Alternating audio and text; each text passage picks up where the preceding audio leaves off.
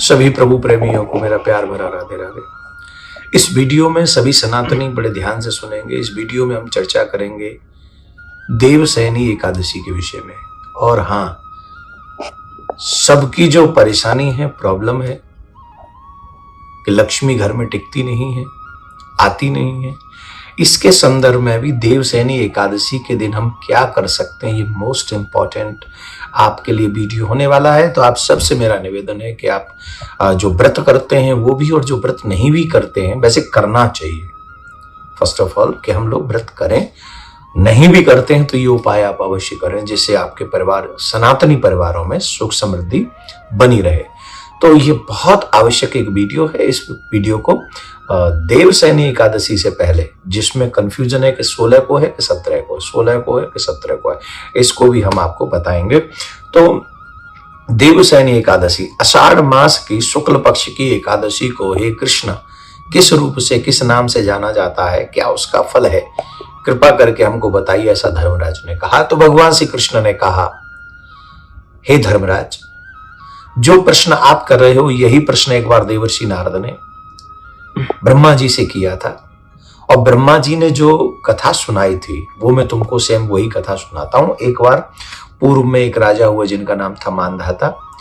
उनके राज्य में अकाल पड़ गया था, बहुत तगड़ा। 3 साल तक बारिश ही नहीं हुई थी। तो अकाल पड़ गया। जब अकाल पड़ गया तो उन्होंने जाके, एक ऋषि थे अंगिरा, ब्रह्मा जी के पुत्र हैं, उनसे पूछा कि मेरे राज्य में क्या होगा। तो उन्होंने कहा कि देखो, ये सतयुग है, यहाँ छोटे से पाप को भी बहुत बड़े रूप से दंड मिलता है। ये सतयुग है ना। कलयुग में, ध्यान से सुना, ये भी बात मोस्ट इंपॉर्टेंट है, सतयुग में छोटा पाप करोगे तो उसका दंड भी बड़ा मिलेगा। और कलयुग में बड़े से बड़े पाप को भी परमात्मा इसलिए क्षमा कर देते हैं कि कलयुग का प्राणी है, छोटा सा दंड देते हैं। तो इसका मतलब है बड़ा सत्कर्म, अगर छोटा छोटा सत्कर्म भी करेंगे, एकादशी का व्रत करेंगे, तो सहज में हमारा कल्याण हो सकता है। अब इसका मतलब नहीं पाप खूब करो, पाप करोगे तो छोटा भी दंड मिलेगा। तो कलयुग में वो लोग बड़ा दंड सहने योग्य थे, सतयुग में हम लोग छोटा, वो कोरोना भी नहीं सह पाते, समझ रहे हैं ना। तो इसलिए पाप से निवृत्ति, दूरियां बना के रखें और अच्छाई को ज्यादा से ज्यादा करें, जिससे कलयुग में छोटा नाम आधार, छोटा सा नाम जपो और कल्याण हो जाएगा। इतना बड़ा फल लाभ है कलयुग में। तो इसलिए बोले, तुम्हारे राज्य में कोई ना कोई कार्य तो ऐसा हो रहा है जो नहीं होना चाहिए। तो उन्होंने बताया कि कुछ ऐसा हो रहा है। तो बोले, महाराज मैं क्या करूं उस प्रजा को दुख से बचाने के लिए। चारों तरफ त्राहिमाम मचा हुआ है, अकाल के कारण लोगों को कष्ट सहन करना पड़ रहा है। तो उन्होंने कहा कि देखो, आषाढ़ मास की शुक्ल पक्ष की जो एकादशी है ना, जिसे देवसैनी एकादशी कहते हैं, तुम उसका व्रत करो। तुम उसका व्रत करोगे तो निश्चित तौर पर उसका फल मिलेगा तुम्हें। तो राजा ने ऋषि के कहने से व्रत किया एकादशी का, देवसैनी एकादशी का व्रत किया। तो व्रत पूर्ण होते ही ऐसी कृपा हुई भगवान की, उन्होंने बड़े विधि विधान से किया, भगवान का अभिषेक किया आदि आदि, और फिर रात्रि में जागरण किया और जागरण करके भगवान को मनाया। मनाकर भगवान की ऐसी कृपा हुई, मूसलाधार बारिश हुई। और राजा ने जिस उद्देश्य से कार्य किया था, तो वो कार्य क्या था, उद्देश्य क्या था? उद्देश्य ये था कि मेरे प्रजा का जो कष्ट है, अकाल के रूप में जो पड़ा हुआ है, जो भोजन इत्यादि की व्यवस्था नहीं हो पा रही, वो दूर हो जाए। तो बारिश हुई और वो सब दूर हो गया। इसका मतलब है, जो मैं उपाय बताने जा रहा हूं आपको, कि आपके घर में लक्ष्मी आए और टिके, उसका फल ये देख लो। ये कथा भी यही हमको बता रही है।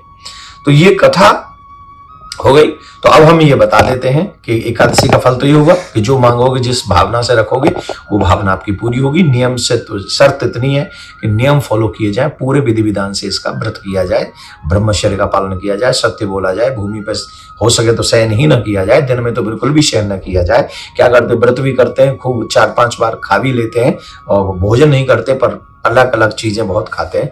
तो ये थोड़ा सा व्रत का सा माहौल बनाकर रात्रि में हो सके तो जागरण करें, और उसके बाद भगवान का अभिषेक भी पहले करें स्नान के बाद। तो संकल्प लें कि हम व्रत करने वाले हैं, हम इस कार्य को करने वाले हैं, तो इस चीज को संकल्प करें। मेरा नाम यह है, मेरा गोत्र यह है, मैं देवसैनी एकादशी का व्रत कर रहा हूँ। तो देवसैनी एकादशी अपने आप में बहुत बड़ी है। इसे हरिसैनी एकादशी भी कहते हैं। भगवान नारायण 4 महीने के लिए विश्राम करने जा रहे हैं, जिसे चातुर्मास कहते हैं। साधु संत यात्रा भी बंद कर देते हैं इन दिनों में शुभ कार्य करना बंद कर देते हैं। और हाँ, एक बात है, यात्रा भी नहीं करनी चाहिए इन 4 महीनों में। लेकिन ये सारे तीर्थ जो है 4 महीने कहा के बस जाते हैं, बोले ब्रज में आकर बस जाते हैं। तो इन दिनों में ब्रज में वास करने का बहुत बड़ा, ब्रज की यात्रा करने का बहुत बड़ा लाभ होता है। तो श्रावण मास में आपको मालूम ही है, भगवान भोलेनाथ के पार्थिव शिवलिंग का निर्माण होने जा रहा है और शिव महापुराण की कथा होने जा रही है। समय मिले तो ब्रज की यात्रा कीजिएगा और अपने हाथों से पार्थिव शिवलिंग बनाइएगा। ये तो खैर मैंने एक मैसेज दे दिया। अब मैं आपको उपाय बताता हूं, आप सुने ये उपाय जिससे आपके घर में लक्ष्मी ठहर जाए। तो लक्ष्मी कैसे ठहरेगी? तो आप एक कार्य कीजिएगा कि एकादशी का व्रत जब करें, ब्रह्म मुहूर्त में जब आप उठें, स्नान करें, स्नान के बाद में दक्षिण मुखी शंख लें और दक्षिण मुखी शंख में लेकर शंख से भगवान विष्णु का अभिषेक करें पंचामृत से अभिषेक करें। और जब आप पंचामृत से भगवान विष्णु का, लक्ष्मी माँ का अभिषेक करेंगे तो इससे माँ लक्ष्मी बहुत शीघ्र प्रसन्न होंगी और माँ लक्ष्मी आपके घर में निवास करने का निश्चय करेंगे। दूसरा और एक उपाय बताता हूं कि जब पूजन हो जाए, पूजन करके माँ लक्ष्मी का, नारायण भगवान का पूजन करके, मीन्स राधा कृष्ण का पूजन करके, मीन्स सीताराम जी का पूजन करके, समझ गए, उनका पूजन करके आप उन पर ₹1.25 या तो ₹1.25 तो मिलेगा नहीं तो ₹11 ले लें और चांदी का सिक्का हो तो चांदी का सिक्का ले लें और वो नारायण भगवान के ऊपर, लक्ष्मी जी के ऊपर, राधा कृष्ण जी के ऊपर, प्रियाकांत जी के ऊपर ऐसे न्यौछावर करें और न्यौछावर करके वहीं रख दें। और जब पारायण करें दूसरे दिन तब वहां से उसको लें और लाल वस्त्र में या पीले वस्त्र में, पीला वस्त्र ज्यादा शुभ है, पीले वस्त्र में लें। भगवान को पीला रंग ज्यादा पसंद है, नारायण भगवान को, तो पीले वस्त्र में बांध कर वो जो धन है वो पोटली ले और वो जहां आप धन रखते हैं, तिजोरी कहते हैं, खजाना कहते हैं, जो भी कहते हैं, वहां रख दे। इसके बाद धीरे धीरे ये व्रत करेंगे, व्रत का ये फल इसमें आएगा और ये फल आएगा तो क्या होगा, आपके घर में सुख समृद्धि अवश्य वास करेगी। ऐसा हम संतों का मत बता रहे हैं, ठीक है ना, ये बात ध्यान रखें। बेटा हो या बेटी, 2 दिन भूखा रखो, दोनों एकादशी के दिन उसे अन्न मत खाने दो। अरे महाराज, नोबेल पुरस्कार मिला है एक साइंटिस्ट को जिसने ये शोध किया है कि जो व्यक्ति महीने में 2 दिन व्रत रखता है, फास्ट करता है, उसे कभी कैंसर नहीं हो सकता। अरे सुनो, अभी नहीं बजेंगी ताली क्योंकि तुमने सोचा होगा देसी साइंटिस्ट होगा, विदेशी साइंटिस्ट है वो और उसे नोबेल पुरस्कार मिला है जिसने ये शोध किया है कि जो 2 दिन व्रत रखेगा, मतलब फास्ट, उसने फास्ट एकादशी नहीं कही, 2 दिन फास्ट, और वो भी उसने चंद्रमा और सूर्य का आंकलन किया कि इतने चंद्रमा जब इस स्थिति में हो और सूर्य जब इस स्थिति में हो, अगर उस 2 दिनों में व्यक्ति फास्ट करे उसे कभी कैंसर नहीं होगा। और संयोग से वो दोनों दिन एकादशी के पड़ते हैं। हमारे ऋषि मुनियों का विज्ञान है ये। आज के वैज्ञानिक तुम्हारी बीमारियों का इलाज का दवा बना रहे हैं और हमारे ऋषियों के विज्ञान ने ऐसी तैयारी की थी जिससे तुम बीमार ही ना पड़ो। करके देखो एकादशी का व्रत। और मुझे याद नहीं मैं कब से एकादशी का व्रत कर रहा हूं, ठाकुर जी की बड़ी कृपा है मेरे ऊपर, बड़ी कृपा है। और आप सबको प्रेरणा दे रहा हूं, अगर अपने बच्चों का हित चाहते हो तो महीने में 2 दिन उन्हें अन्न मत खिलाओ एकादशी के दिन। एकादशी का व्रत वैष्णवों के लिए बहुत महत्वपूर्ण है। एकादशी का व्रत जो भी मनुष्य करते हैं, नारायण स्वयं उसके ऊपर बड़ी शीघ्रता पूर्वक प्रसन्न होते हैं। एकादशी के व्रत के विषय में ये कहा जाता है कि जो मनुष्य एकादशी के व्रत साल के 11 व्रत अगर कर ले तो व्यक्ति कभी नरक में नहीं जाता, वो तर जाता है, वो मुक्त हो जाता है। जो भी व्यक्ति इस व्रत को करता है उसकी सारी मंगलमयी कामनाएं पूर्ण हो जाती हैं।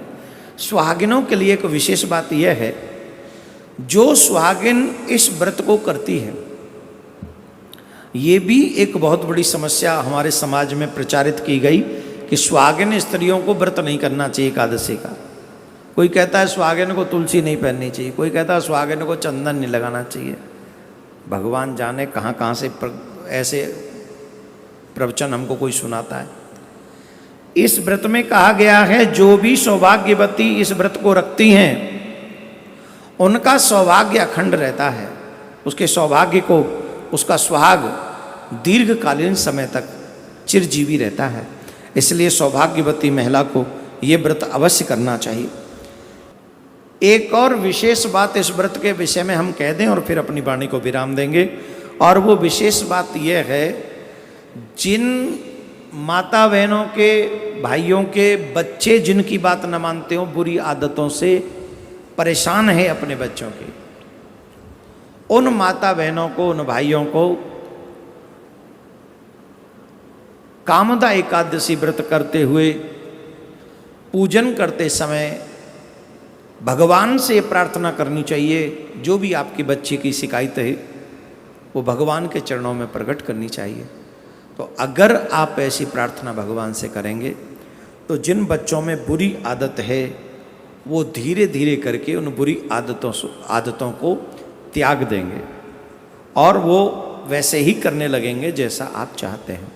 भगवान अपने इष्ट की पूजा करें, संयम रखें, झूठ न बोलें, इस दिन ध्यान रखें, झूठ न बोलें, क्रोध न करें, ब्रह्मचर्य का पालन करें, सुबह सूर्य उदय होने से पहले आप उठ जाएं, दोपहर में आप विश्राम न करें, अन्न ग्रहण न करें, चावल बिल्कुल भी ग्रहण न करें, और क्या नहीं करें, बस इतना ही कर लेना, इतने में मिल जाएगा फल एकादशी का।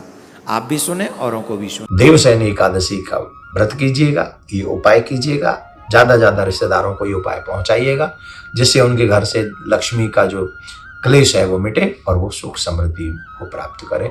माँ लक्ष्मी, प्रियाकांत सरकार आपके ऊपर कृपा बनाए रखें, आपके घर में सुख समृद्धि, निरोगी काया को आप प्राप्त हो, ऐसी प्रार्थना करता हूँ। राधे राधे।